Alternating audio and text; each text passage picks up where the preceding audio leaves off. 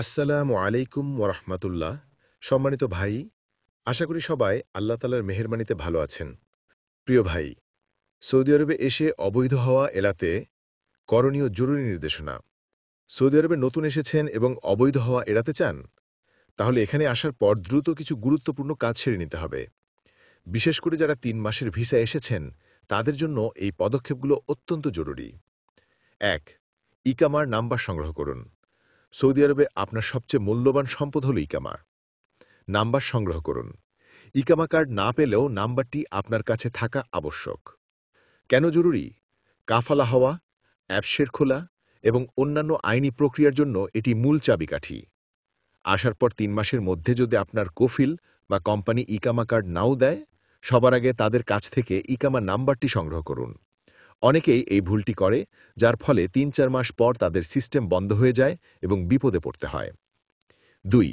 অ্যাপসের অ্যাকাউন্ট খুলুন। ইকামার নাম্বার পেলে দ্রুত অ্যাপসের অ্যাকাউন্ট খুলে নিন। উপকারিতা: অ্যাপসেরে আপনি আপনার ডিজিটাল ইকামা দেখতে পাবেন, যা জরুরি প্রয়োজনে পুলিশের কাছে দেখাতে পারবেন। ৩. কুয়া অ্যাকাউন্ট তৈরি করুন। বর্তমানে সৌদি আরবের সবার জন্য কুয়া অ্যাকাউন্ট বাধ্যতামূলক। এটি কাফালা বা স্পন্সরশিপ স্থানান্তরের জন্য সবচেয়ে গুরুত্বপূর্ণ প্ল্যাটফর্ম।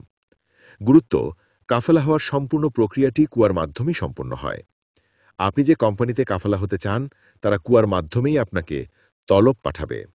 এটি নিশ্চিত করা আপনার জন্য অপরিহার্য। ৪. ব্যাংক অ্যাকাউন্ট ও সিম কার্ড। যদি আপনার ইকামা বা ইকামার নাম্বারের মেয়াদ ৩ মাস থাকে, তাহলে ব্যাংক অ্যাকাউন্ট। দ্রুত একটি ব্যাংক অ্যাকাউন্ট খুলে নিন। কাফালা হওয়ার পরে আপনার আইবেন নাম্বার প্রয়োজন হবে। আইবেন নাম্বার ছাড়া কাফালা প্রক্রিয়া সম্পন্ন হয় না। সিম কার্ড।